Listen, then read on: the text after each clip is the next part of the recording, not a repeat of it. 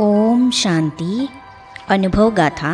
इस पुस्तक में आज हम जो अनुभव पढ़ेंगे उन अनुभव के आधार पर वीडियो के अंत में आपसे एक सवाल पूछा जाएगा जिसका उत्तर आपको कमेंट सेक्शन में देना है।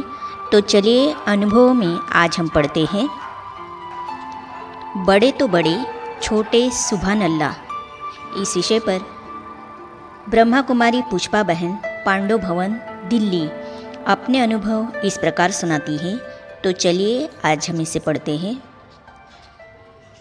दिल्ली यूनिवर्सिटी से बीए बीएड करने के बाद एमए का आखिरी साल चल रहा था। तब 1976 में मैं मधुबन आई। बड़ी दादी और मनमोहिनी दीदी ने तब ऑलराउंडर दादी के साथ मुझे दिल्ली पांडव भवन भेज दिया। तब से यहाँ सेवा पर उपस्थित हूँ। शुरू में लौकिक माता पिता थोड़े थोड़े दिन के बाद मिलने आते, मेरे से भी हालचाल पूछते और ऑलराउंडर दादी से भी मेरे बारे में बात करते। एक दिन दादी ऑलराउंडर उनसे कह रही थी, बड़े तो बड़ी, छोटे सुभान अल्लाह। मैंने सुन लिया और पिताजी ने सुना तो वे भी बड़े खुश हुए। वो निश्चिंत हो गए कि बड़ों के साथ संगठन में बराबर लगन से चल रही है, क्योंकि उन्हें डर था कि इतने बड़े संगठन में कैसे रहेगी। घर जाने का संकल्प तक नहीं आया। जब मैं समर्पित हुई तो मुझे अंदर में थोड़ा सा भय रहता था कि मैं सेवा के लिए समर्पित हुई हूँ और अन्य सभी भी सेवा ही कर रहे हैं, परंतु अगर थोड़ी भी बीमारी हो गई तो सेवा कैसे कर सकूँगी और मेरा ध्यान कौन रखेगा। बाबा को मुझे इस बात से भी निश्चिंत करना था। एक बार मुझे 104-105 डिग्री बुखार चढ़ गया और काफ़ी लंबा चला। 4 घंटे में फिर चढ़ जाता था। दादी ऑलराउंडर ने मुझे ऐसी पालना दी कि घर जाने का संकल्प ही नहीं आया। लौकिक माताजी का मुझ में बहुत मोह था। दादी जी ने उसे पता ही नहीं चलने दिया कि मुझे बुखार है। एक बार मम्मी का फ़ोन आया हाल चाल पूछने के लिए। तब मोबाइल फ़ोन नहीं होते थे। दादी के कमरे में एक ही जनरल फ़ोन रहता था। किसी को बुलाना होता था तो पहरे वाले को कहकर दादी बुला लेती थी, लेकिन माँ का फ़ोन आने पर भी दादी ने मुझे बुलाया ही नहीं। दादी का उद्देश्य था कि न माँ का मोह जागे न मेरा मोह जागे। एक नर्स थी, एक खाना देने वाली थी। दादी बार बार हालचाल पूछती रहती थी, टोली और फल भेजती रहती थी।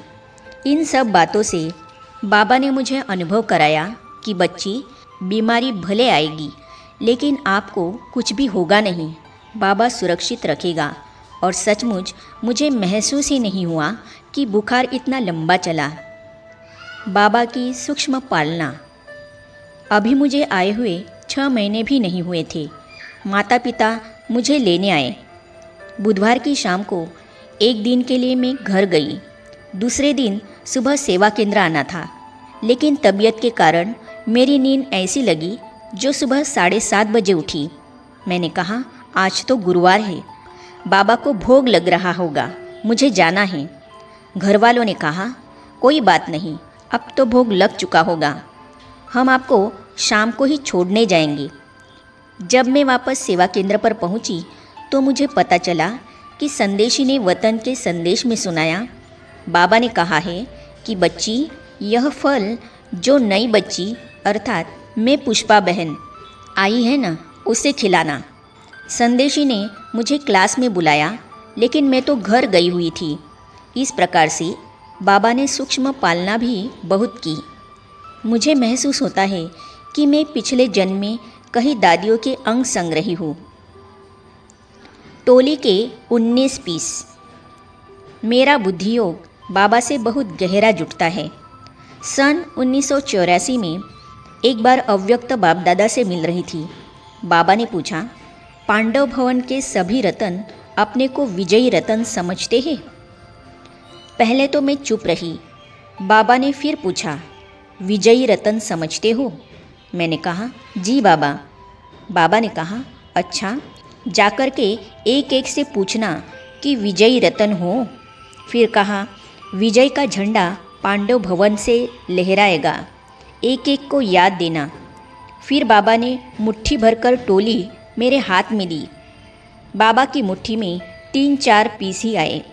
फिर दूसरी मुट्ठी भरी, फिर तीसरी मुट्ठी भरी। ऐसे 3-4 बार बाबा ने मुट्ठी भर भर कर मेरे हाथ में दी। मैंने दोनों हाथों में टोली ली, क्योंकि ज़्यादा होने के कारण हाथ में पकड़ी नहीं जा रही थी। बड़ी सावधानी से टोली संभालते हुए मैं मंच से नीचे आई, आकर सीधी कमरे में गई और टोली स्टील के डिब्बे में रखी, क्योंकि बाबा ने कहा था सबको याद देना। दिल्ली पांडव भवन लौटकर दादी को बताया कि बाबा ने सभी को याद दी है और कहा है कि पूछना विजयी हो। दादी ने कहा, अच्छा, आप ही अपने हाथ से सबको टोली और याद दो। जब सब रहवासियों को टोली देने लगी तो देखा उस समय घर में 19 लोग थे और टोली के पीस भी 19 ही थे। मैंने दादी को कहा, दादी 19 पीस ही है और घर में रहने वाले भी 19 ही है। मुझे बड़ा आश्चर्य लगा। दादी ने कहा, बाबा जानता है ना कि घर में 19 लोग हैं। चुप रहने की धारणा ने रखा सुरक्षित। शुरू से हम 15 भाई और 10 बहनें संगठन में थी। मैं सबके साथ भाई बहन की तरह रही और चली। मैंने हमेशा माना कि हमारे ऊपर है दादिया। दादिया जो कहे राय दे उसी प्रमाण चलना है। बड़े जो कहे मुझे करना है। कभी कोई काम मनमत से नहीं किया। संगठन में बातें तो होती हैं, लेकिन मैंने लक्ष्य लिया कि मुझे चुप रहना है। चुप रहने की धारणा ने मुझे बहुत बातों से सुरक्षित रखा। कभी कोई बात होती थी तो दादी गुलजार मुझे कहती थी, आप में जो विशेषता है वो बाबा कार्य में लेगा ही लेगा और ले भी रहा है। एक बार दादी ने कहा, तुम पांडव भवन का श्रृंगार हो, क्योंकि मैं स्थूल या सूक्ष्म सेवा, टेप बजाना, वीआईपी को समझाना, भाषण करना, योग शिविर कराना, भंडारे में भोजन खिलाना आदि सब कर लेती थी। हर सेवा में हाजिर होना ही अपना भाग्य समझती थी। शिव बाबा में सारा संसार समाया है। बचपन से ही मुझे तुम्हें पाके हमने जहाँ पा लिया है, यह गीत बहुत पसंद था। प्रश्न उठता था कि कौन है जिसके लिए हम कह सकते हैं कि उन्हें पाकर जहाँ पा लिया है। दुनिया में तो कोई मनुष्य नहीं जिसको पाकर जहाँ को पाने की महसूसता हो। महसूस होता था कि ये शिव बाबा ही है जिनको पाकर हम सारे संसार की कोई भी चीज़ पा सकते हैं। फिर मुझे लगने लगा कि मेरा तो सारा संसार ही शिव बाबा में समाया हुआ है और मोह छूटता गया। दूसरा, मेरे मन में बचपन से ही यह प्रश्न उठता था कि आकाश के ऊपर क्या है। उसका उत्तर कोई देता नहीं था। छोटेपन से ही मुरली पढ़ते पढ़ते समझ में आया कि ऊपर सूक्ष्म वतन है, उसके ऊपर परम धाम है। असली दुनिया तो वो है, ये तो अस्थाई है। सचमुच हमारा संसार तो ऊपर में है। पाठकों के प्रति यही संदेश है कि हम केवल बाह्य रीति से इस जगत को न देखें। जीवन की सच्चाई क्या है, इस सृष्टि का रचयिता कौन है, इन बातों को हम समझें।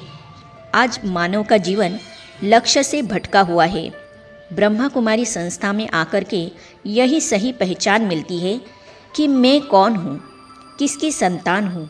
यह जीवन की पहली सत्यता है।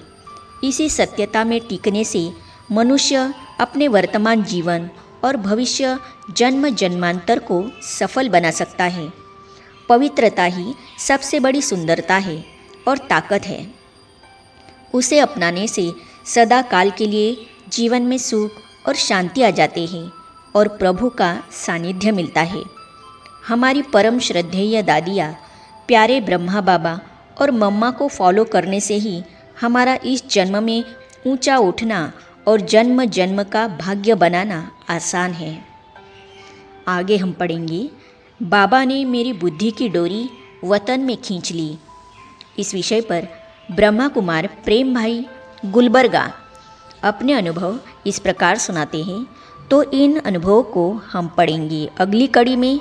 तो ये जानने और पढ़ने के लिए इस चैनल को सब्सक्राइब करने के साथ ही साइड में जो बेल आइकॉन है उसे भी क्लिक कीजिए, ताकि आने वाली सभी वीडियो और अब तक की सारी वीडियो आप तक पहुंचती रहेगी। आज के अनुभव से आज का प्रश्न है, सन निम्नलिखित में एक बार अव्यक्त बाप दादा से मिल रही थी। बाबा ने पूछा, पांडव भवन के सभी रतन अपने को विजयी रतन समझते हैं? ऑप्शन है ए 1984, ऑप्शन है बी 1974। तो आपका सही उत्तर कमेंट सेक्शन में अवश्य दीजिए। ओम शांति।